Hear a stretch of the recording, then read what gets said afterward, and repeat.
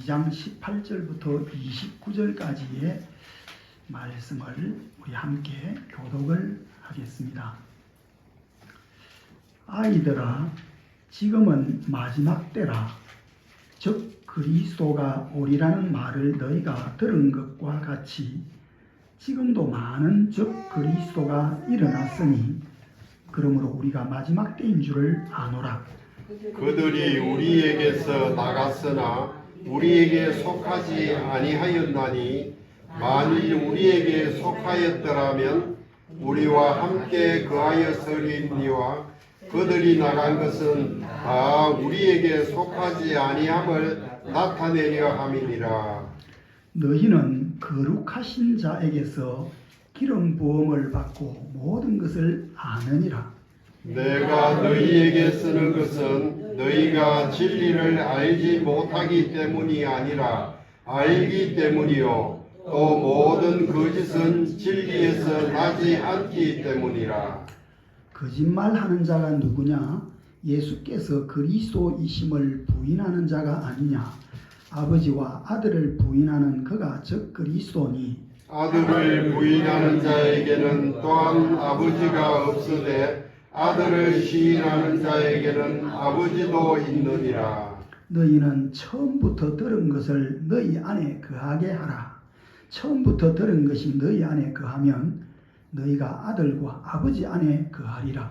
그가 우리에게 약속하신 것은 이것이니 곧 영원한 생명이니라. 너희를 미혹하는 자들에 관하여 내가 이것을 썼노라. 너희는 주께 받은 바 기름 부음이 너희 안에 거하나니 아무도 너희를 가르칠 필요가 없고 오직 그의 기름 부음이 모든 것을 너희에게 가르치며 또 참되고 거짓이 없으니 너희를 가르치신 그대로 주 안에 거하라. 자녀들아, 이제 그의 안에 거하라. 이는 주께서 나타내신 바 되면 그가 강림하실 때에 우리로 담대함을 얻어 그 앞에서 부끄럽지 않게 하려 함이라. 너희가 그의 의로우신 줄을 알면 의를 행하는 자마다 그에게서 난 줄을 알리라. 아멘. 오늘 감사합니다. 또 이렇게 주의 날 얼굴들을 다시 볼 수 있어서 너무 좋고 행복합니다. 본래 교회의 절기에 따르면 오늘은 스승의 주일입니다. 15일이 스승의 날인데 오늘은 스승의 주일입니다. 근데 우리 교회가 따로 지키지는 않습니다. 5월 첫 주에 우리는 가정의 달로 한꺼번에 다 하고 그냥 말씀 따라 가는 것입니다. 근데 스승의 주일이었다면 아마 그랬겠지요. 본래 스승의 주일이라고 하는 것이 아마 또 스승의 날 같은 것이 만들어진 이유가 뭐냐면 선생님의 가르침을 잘 존경하고 따르고 또 그 선생님 말씀처럼 한번 살아보겠다는 그런 마음가짐을 갖도록 만든 것이 스승의 날인데 요즘 세상이 하도 무서워서 선생님들이 비참해지는 그런 시대를 우리가 살아가고 있습니다. 그럼에도 불구하고 세상이 막 요즘 선생님들이 선생님 못하겠다고 막 발버둥을 치는 시대라 할지라도 아이들이 너무 거칠어서 여러분 그런 시대라 할지라도 예수 그리스도를 우리의 스승으로 알고 따라가는 우리 모든 성도들은 우리 주님의 말씀에 순종하고 주님 보시기에 좀 아름다운 제자 같은 그런 우리 모두가 되어졌으면 좋겠습니다. 아멘. 뺀질하는 제자가 아니라 주님 보시기에 참 사랑스러운 제자들. 그런 의미에서 우리 한번 옆에 분들에게 인사하십시다. 주님의 말씀을 잘 따르겠습니다. 주님의 말씀을 잘 따르겠습니다. 표정이 연하인데 주님의 말씀에 순종하겠습니다. 주님의 말씀에 순종하겠습니다.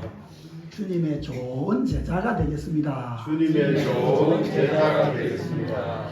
꼭 그렇게 우리 한번 결심해 보십시다. 난 주님의 좋은 제자, 되어버리라. 본래 이 미성숙한 사람들의 특징이 뭐냐면 가르치는 분들의 지도를 잘 따르지 않는다는 것입니다. 선생님이나 선배들이나 또는 부모님께서 우리에게 하지 마라 하는 데는 이유가 있지 않겠습니까? 뭐든지 하지 마라 하면 그건 뭔가 우리에게 이익이 되기 때문에 하지 말라는 것일까요? 손해가 되기 때문에 하지 말라는 것일까요? 이익이 되는. 이익이 그걸 따라가면 손해가 될 일이니까 하지 마라. 또 하라 하는 것은 그것이 이익이 되기 때문에 하라고 하는 것이죠. 그 따라가면 위험하다라는 그런 이야기겠죠. 근데 우리는 참 이 본성 자체가 남의 말 듣기가 그렇게 쉽지 않은가 봐요. 어린 아이 때부터 보면 꼭 하지 말라는 더 하려고 애를 쓰잖아요. 이번 금요일날 우리 사모님이 몇십 년 만에 옛날 제가 전도사 시절에 있었던 교회에 그 장로님을 만나고 왔습니다. 몇몇 친구들이 만나가지고 같이 그 장로님도 같이 이렇게 만나셨는데 부산에서 이렇게 만나고 왔다고 그러는데 와서 저기 하는 말이 그러는 거예요. 그 장로님에게 딸이 하나 있는데 이 딸이 미국에 입양을 보냈어요. 근데 입양 보냈던 이 딸이 시집을 가가지고 아이를 낳아가지고 그래가지고 한국에 왔는데 한국에 와서 자기 엄마 아빠를 보고 하는 소리가 왜 한국이 이만큼 살기 좋은데 나를 왜 미국에 입양 보냈어요? 그렇게 이야기를 하더라는 거예요. 근데 여기에는 사연이 있습니다. 이 아이가 너무 예쁘고 애가 사랑스럽게 생긴 거예요. 태어났을 때. 근데 이 아이가 어느 날 우연히 좀 조심시킨다고 시켰는데도 불구하고 이 아이가 무슨 짓을 했느냐. 젓가락을 물고 이걸 가지고 콘센트에다가 그걸 꽂아놓고 물어버린 거예요. 이게 순간적으로 감전이 되면서 그 어린아이가 뻘뻘 기어다니던 아이가 이 입술 윗입술이 전부 다 없어져 버렸어요. 한국에서 수술한다고 애를 쓰고 치료하고 했는데도 불구하고 결국엔 치료가 잘 안 되는 거예요. 30몇 년 전에 우리나라 어술이나 이런 게 미국 못 따라갔거든. 지금이야. 와서 보면 살기가 얼마나 좋습니까? 여러분 기술도 얼마나 발달했습니까? 그때는 안 되는 거예요. 그것보다 더 힘든 것 중에 하나가 이 아이를 키우면서 생각해 보니까 이 아이가 나중에 학교에 들어가면 그 윗입술이 다 없어진 상태에 가면 우리나라 아이들이 얼마나 여러분 왕따를 시키고 얼마나 괴롭히는 이런저런 생각을 하다가 그래도 미국이라는 나라가 우리나라보다는 그런 면에서 관용적인 나라니까 그런 마음을 품고 아이를 미국 보낸 거예요. 수술을 몇 번 받았지만 그 흉터가 그대로 있는데도 불구하고 한국 같았으면 아마 어쩌면 어림도 없었으리라 싶은데 미국에서 공부 잘 마치고 또 좋은 신랑 만나서 자녀까지 낳은 거예요. 그 과정을 다 알고 나면 이 아이도 알겠지만은 그걸 나를 왜 이 한국에 와보니까 이렇게 살기 좋은 나라인데 나를 왜 입양을 보냈습니까? 아마 그 아이가 그때의 그 부모 심정을 모르기 때문에 그런 소리를 했겠지. 여러분 우리가 살아가다 보니까 그런 경우들이 있습니다. 미성숙할 때는요 부모의 마음도 모르고 부모님이 하지 마라 하는 것이 왜 하지 말라는 것인지를 모르니까 자꾸 한 번 더 해보고 싶고 여러분 그러다가 위험한 일을 만나는 것이 우리들 아닙니까? 여러분 오늘 우리가 읽은 성경 12절을 보면요 18절을 보면 뭐라고 이야기를 합니까? 거기에 아이들아 근데 12절에 보면 내 자녀들아 라고 이야기를 했잖아요. 자녀들아와 이 아이들아가 뉘앙스가 완전히 다릅니다. 여러분 이 자녀들이라고 하는 12절에 나오는 이 자녀들은요 테크논이라고 하는 단어인데 요거는요 양육의 관점에서 내 사랑하는 자녀 예쁘고 사랑스러운데 내 자식이다 내 새끼다 이런 느낌의 단어가 테크논이라고 하는 자녀들입니다. 그런데 여기에 18절에 나타나는 이 아이들아라는 단어는요 파이디온이라고 하는 헬라어를 씁니다.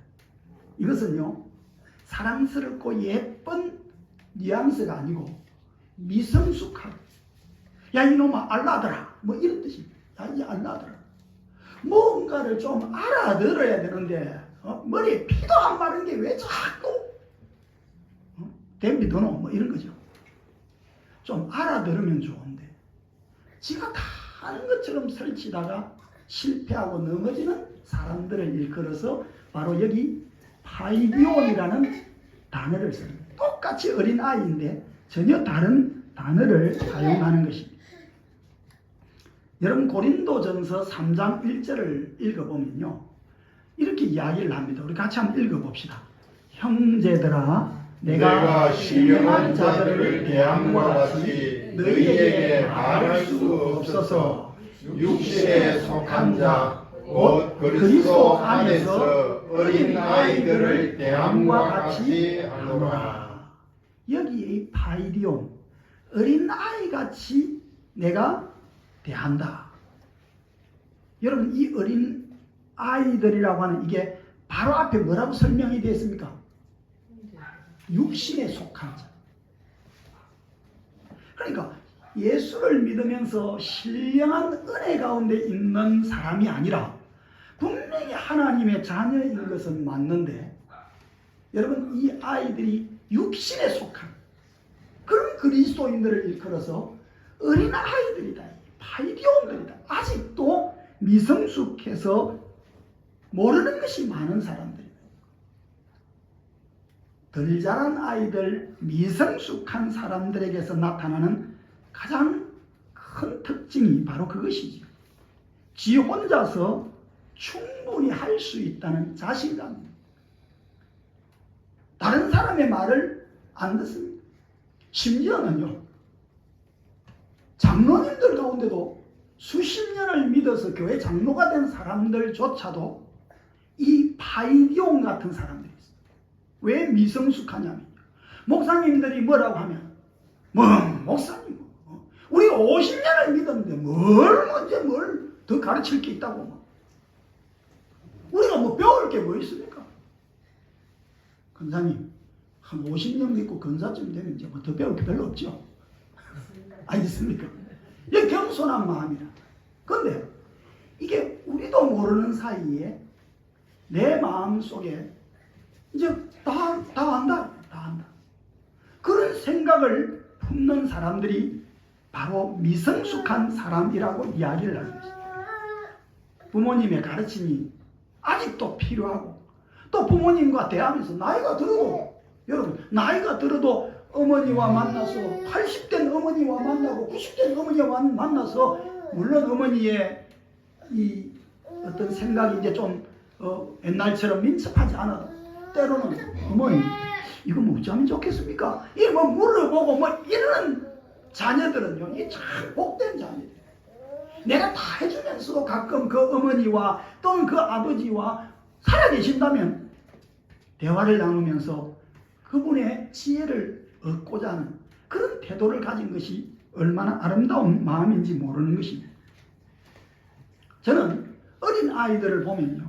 오늘 우리 선재 선빈이가 와야 좀 들어야 되는데 이 미성숙한 아이들이 자꾸 부모님의 가르침보다는 자기가 어른 흉내를 내려고 합니다. 아이들이 어른 흉내를 내려고 하다가 사고를 치는 일들이 얼마나 많습니까? 중학교 1학년짜리 아이들이 자동차를 아버지 자동차 키를 옆에서 계속 보고 있다가 뭐 엄청 쉬워 보이잖아요. 엄청 쉬워 보이는데 자동차가 위험한 것은 훈련을 해야 되는 것은요. 가고 서는 게 문제가 아닙니다.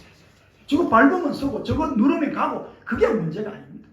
이게 몸에 익숙하도록 훈련을 하기 전에는요, 가장 위험한 순간이 이게 커버립니다.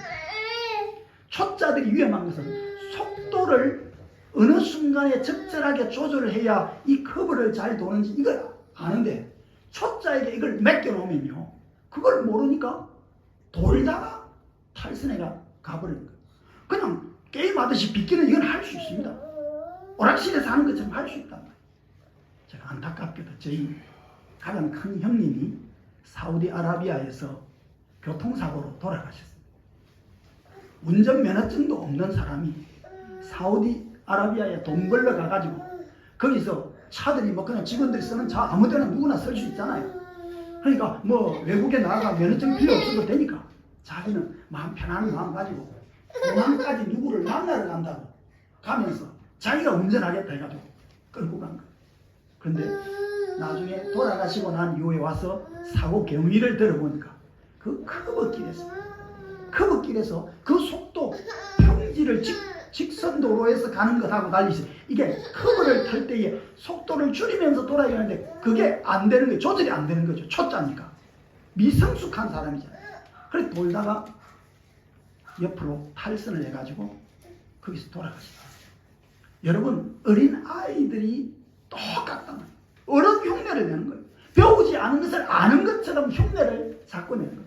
왜 자꾸 중학교 1학년짜리, 초등학교 6학년짜리들이 술, 담배를 먹고 밖에 가서 담배를 탁 꼬나물고 전봇대 앞에 서가지고 왜 그렇게 있습니까? 이유가 뭡니까? 어른이 취하고 싶냐?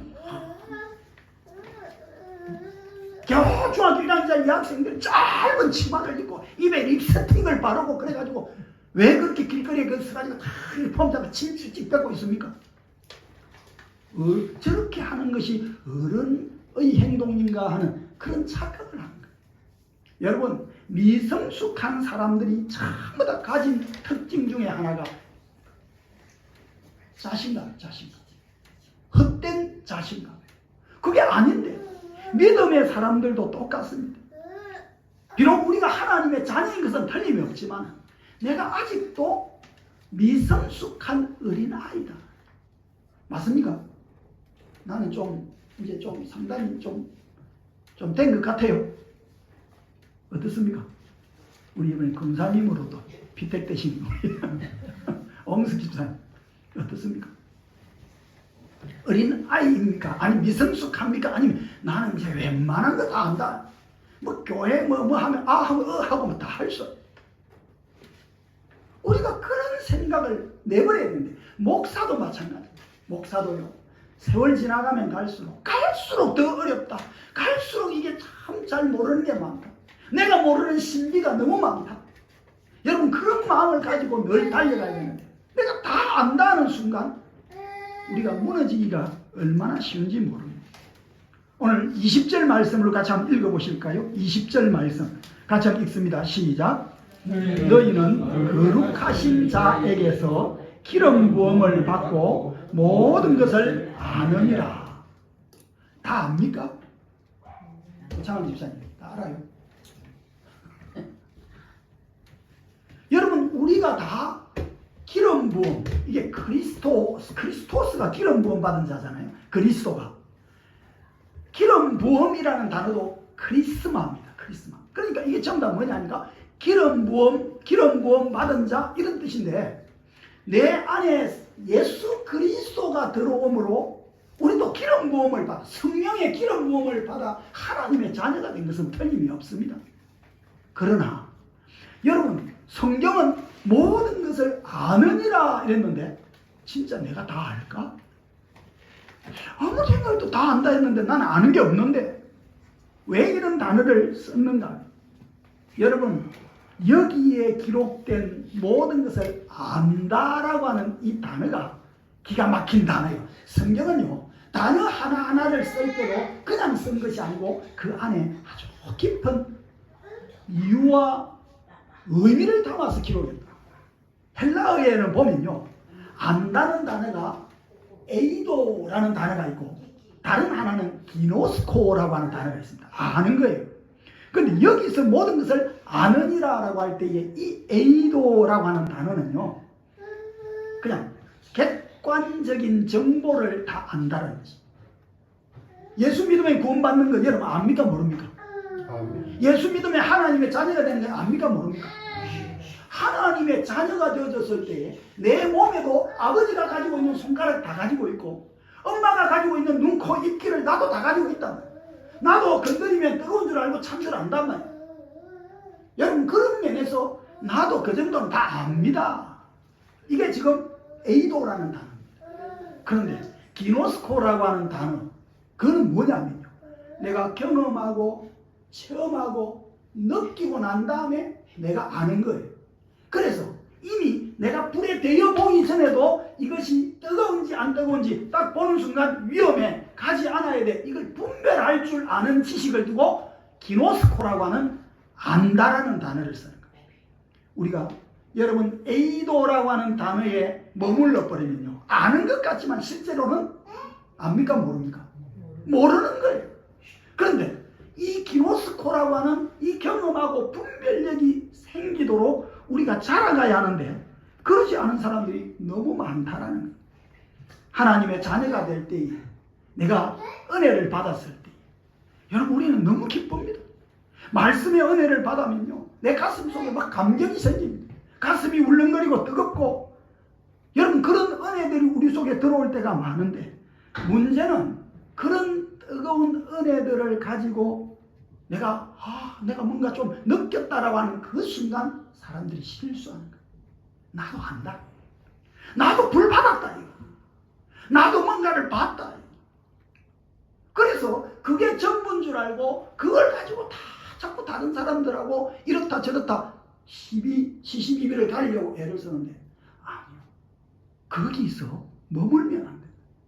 더 나아가서 그 말씀이 내 삶 속에 어떻게 나타나는지 어떻게 그 말씀이 내 속에서 역사하는지 어떻게 해야 하나님의 은혜가 더 풍성하게 나타나는지 경험하기까지 내 신앙이 무럭무럭 자라서 성숙해질 때까지 우리는 자라가야 하는데 여러분 가슴이 뜨거운 아이들 이런 사람이 가장 위험한 사람 신자들 중에서도 이런 사람이 가장 위험한 거예요. 여러분 40살 된 아저씨가 무섭습니까? 중학교 2학년이 무섭습니까? 왜 중학교 2학년이 무섭습니까?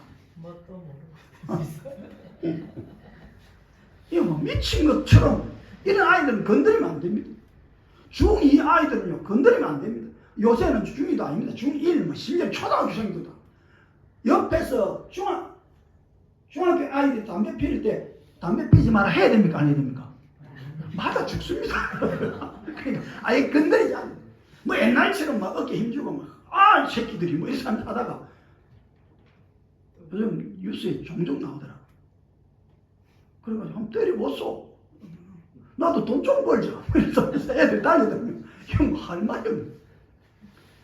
가장 무서운 것이 뭔가 기독교인도 말이야. 뭔가 자기도 안다. 가슴이 뜨겁다. 은혜 받았다. 나도 뭐 좀 안다. 라고 하는 사람들이 사실은 가장 A도의 상태에 머물러 있는데도 그걸 자기는 알고 있는 거라고 착각을 하는 거예요. 사랑하는 성도 여러분, 우리가 믿음 생활하면서요. 계속 우리 자신을 돌아보아야 합니다. 저는 박태선이라고 하는 장로 누군지 알죠? 박태선 장로. 전도관 세웠던 박태선 장로잖아요. 옛날 남대문 교회에서 처음에 서울 남대문 교회에서 처음 이제 신앙생활에가 집사까지 됐습니다. 그 다음에 교회를 옮겨가지고 또 무슨 어디더라? 하여튼 무슨 다른 교회로 한 건데 옮겨가 거기서 장로가 됐습니다. 기존 교회 장로가 됐습니다. 근데 이 사람이 갑자기 1950년대에 갑자기 막 장로가 되고 나서 막 가슴에 막 불이 붙기 시작한 거예요. 뭔가 기도하는 가운데 은혜를 받은 게 있는 거예요.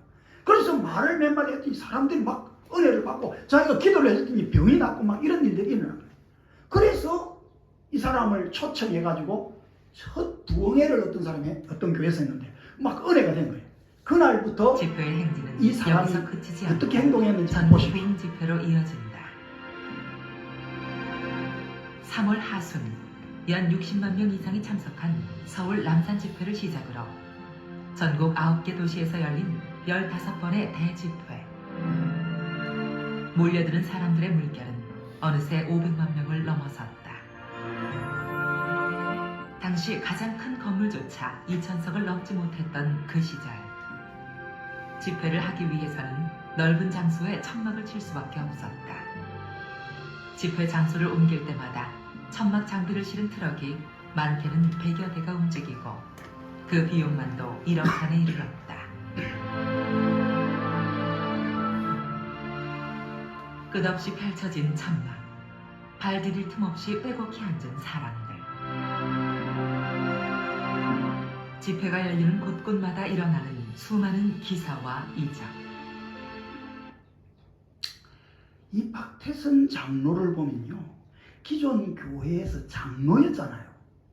그러면 믿음이 있었다는 겁니까? 없었다는 겁니까? 기도를 하고 은혜를 많이 받았다는 사람 아니겠습니까? 그런데 이 은혜를 받은 이 장로가 그렇게 사람들이 수십만 명씩 모여오고 연기는 500만 명이 와서 부흥집회에 참여하고 기도하면 사람들이 병자가 낫고 막 사람들이 구름대같이 몰려오기 시작하니까 어느 날부터 전도관이라고, 이런 사실은 지금 우리가 나쁜 이미지를 듣고 있지만요, 전도관이라는 이미지가 처음에는 전도하는 장소다 이래가지고 뭐 상당히 은혜로운 장소로 시작되어졌어요. 그런데 이 사람들이 몰려오고 이렇게 하니까 1980년대 정도 되기 시작하니까요, 자기를 따르는 사람들끼리 나가가지고 그 전도관의 이름을 이제 천부교라고 하는 이름으로 바꿨어요. 그러고는 분명히 예수 이름으로 복음을 전하기 시작했던 이 박태선이라고 하는 장로가, 여러분 한 20년 지나고 난 이후에 사람들이 자기를 따르는 사람이 많으니까 그때부터는 천부교라고 이름을 바꾸고 자기가 하나님이다, 천부다 이렇게 하면서 자기가 그렇게 사용했던 그 성경을 가지고 어떤 욕을 하고 있느냐면 이런 짓을 합니다. 세계 1인자라 구원은 알기조차 해 몰라. 이게 기성교인 전체. 어마가까지 몰라. 그게 가장 구원의 포인트인데 예수 개새끼가 알아서 몰라서. 아니 자기가 장로가 되어서 예수 이름으로 기적을 일으킨다고 시작했던, 그래서 수많은 사람이 따라오는데 따라오면서 점점 사람들이 이 박태선이를 따르기 시작하니까 어느 순간부터 내가 하나님이다 그러고는 성경에 나타난 예수님을 뭐라고요? 욕한다고요? 이게 말이 되는 거예요.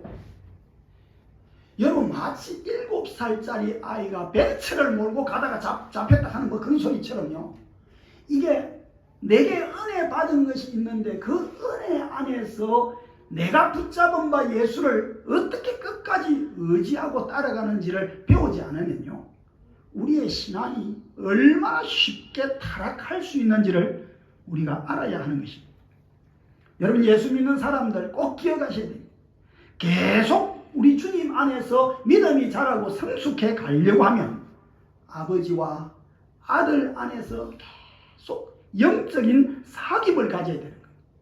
그래서 이 요한일서 1장 3절 처음 시작할 때 뭐라고 했습니까? 우리가 보고 들은 바를 너희들에게 전하는 이유는 너희로 우리와 사귐이 있게 하려 함이라. 우리의 사귐은 하나님과 그의 아들 예수 그리스도 안에 있는 누림이라 그랬어요.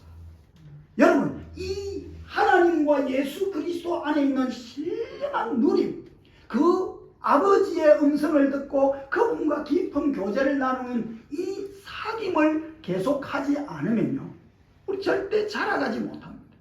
아버지의 음성을 듣지 않고 나는 뭐 내대로 똑똑합니다, 그런 순간 아무것도 되지 않는단 말이에요. 하나님의 성령의 기름 부으심이 왜 우리에게 부어졌습니까? 여러분 주 안에서 계속 사귀도록, 그냥 어제 믿은 것으로 끝이 아니고 내가 예수를 믿은 것으로 끝이 아니고 계속 예수 안에서 자라가도록 신령한 교제를 하도록 하기 위해서 여러분 우리에게 사귐이 있는, 그래서 예수님과 영적인 누림이 있는 신앙생활을 하라고 우리에게 말씀을 하고 있는 것입니다. 얼마나 많은 사람들이 여러분 예수 안에서 기름 부음 받고 감격을 받았지만은 그 감격을 누리지 못하고 실패하는 사람들이 얼마나 많은지 모르는 것입니다. 누려야 합니다. 예수 안에서 신령한 은혜의 누림을 계속해야 되는 것입니다. 저는 세상 사람들이 종종 하는 말 가운데 우리 아이들 중에서 해병대 갔다 온 애들이 주로 그런 말 하더라고요. 한 번 해병은 뭐라 합니까? 영원한 해병. 한 번 해병은 영원한 해병인지 모르지만 저는 이야기합니다. 한 번 구원은 영원한 구원이 아닙니다. 하나님이 우리를 구원하신 그 구원은 영원한 구원이 맞지만 우리는요, 이 구원을 아버지 앞에서 마지막 그 순간에 수고했다, 네가 끝까지 승리했구나 하는 소리를 들을 때까지는 여러분, 내가 한 번 받은 구원이 영원한 구원이라고 헛된 자랑을 하면서 교만을 떨면 안 되는 것입니다. 저는 구원파가 그런 줄 압니다. 구원파들은요, 한 번 은혜 받고 나면 내 죄를 다 용서받았기 때문에 이제는 무슨 죄를 지어도 회개할 필요도 없고 주님이 다 용서해 주셨다. 그리고 구원파를 만들어가지고 기쁜 소식 선교회 뭐 이런 거 만들어가지고 박옥수, 옛날에 그 누굽니까? 주식회사 모생가 뭐 세몬가 뭐 만들어가지고 그 위에 사람 뭐 몇십 명 죽고 이번에 또 세월호도 마찬가지고, 여러분 거기에 일어난 모든 그 안에 내부에 있는 부조리를 보면요, 구원받았기 때문에 우리는 더 이상 죄가 없다, 회개할 필요도 없다, 기도할 필요도 없다라고 말하는 거짓된 사람들 때문에 일어나는 일인 것입니다.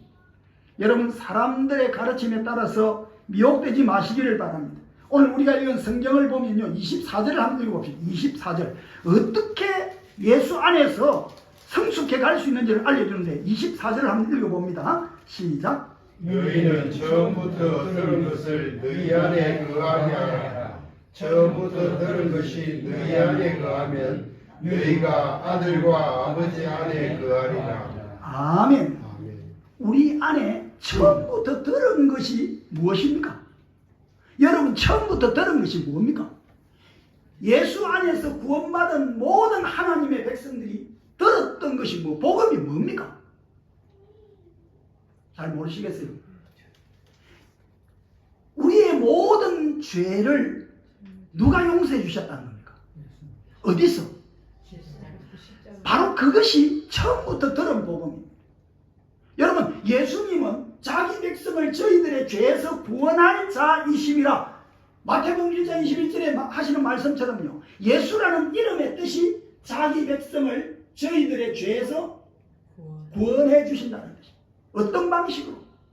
하나님의 아들이신 그분이 친히 사람들이 만든 그 십자가 위에서 고난받고 채찍질 당하고 침뱉음 당하고 마지막에는 못에 찔려서 죽임당함으로 그 피 흘리심으로 하나님 앞에 화목 제물이 되어서 죽어주셨다는 것을 믿는 것입니다. 예수가 나의 구원이다, 예수의 피 흘리심이 나의 모든 죄를 용서하신다, 그걸 믿는 것입니다. 이게 잘 안 믿어지시죠? 뭐 혈여받고 권사되고 그랬던 분이 어느 날 권사까지 되신 분이 저보고 그러더라고요. 나는 예수님이 나를 위해서 피 흘려 죽어주시면 우리가 구원받는다는 그게 안 믿어집니다. 권사님이 기가 차잖아요.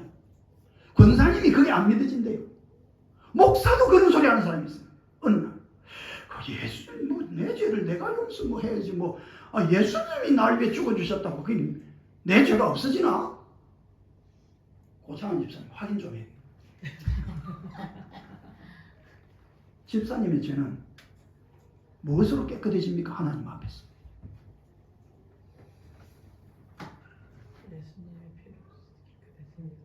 이거 갑자기 문제가 생기잖아요. 따라 한번 해보십시오. 예수께서 나를 위해 십자가 위에서 대속의 죽음을 죽어주신 그것을 믿는 자마다 구원 얻습니다.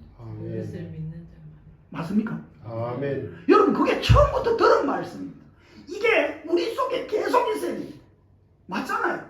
내 안에 하나님께서 당신의 아들 예수 그리스도를 보내어 우리를 구원하신다는 이 사실이 계속 믿어져야 되는데, 이것이 내 안에 거하면 뭐라고 그랬습니까? 처음부터 들은 그 말씀이 너희 안에 거하면 너희가 아버지와 아들 안에 거하는 것입니다. 그분 안에 있는 상임 속에 우리가 계속 거하게 되는 것입니다.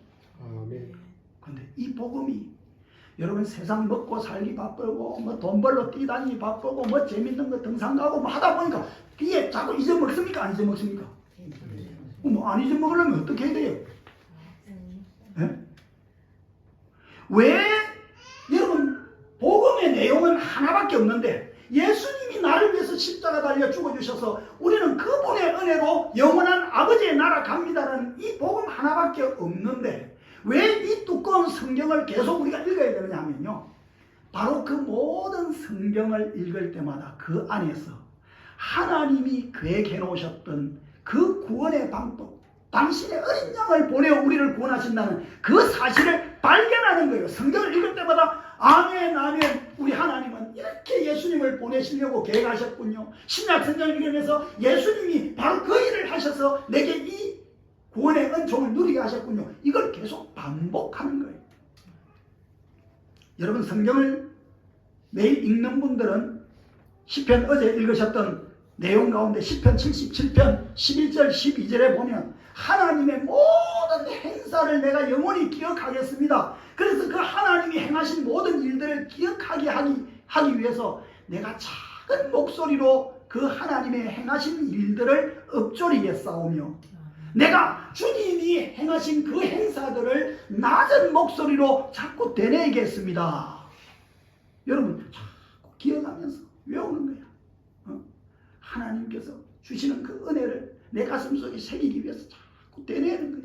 그래서 그 안에서 하나님의 구원 계획을 다시 깨닫고 아멘 아멘 하는 거예요. 이걸 두고 되뇌는다, 읊조린다, 이걸 하가라고 하는 히브리어입니다. 묵상하다를 으르릉 거리는 거예요. 봄비가 올 때에 비를 주시는 여호와께 비를 구하라. 아멘.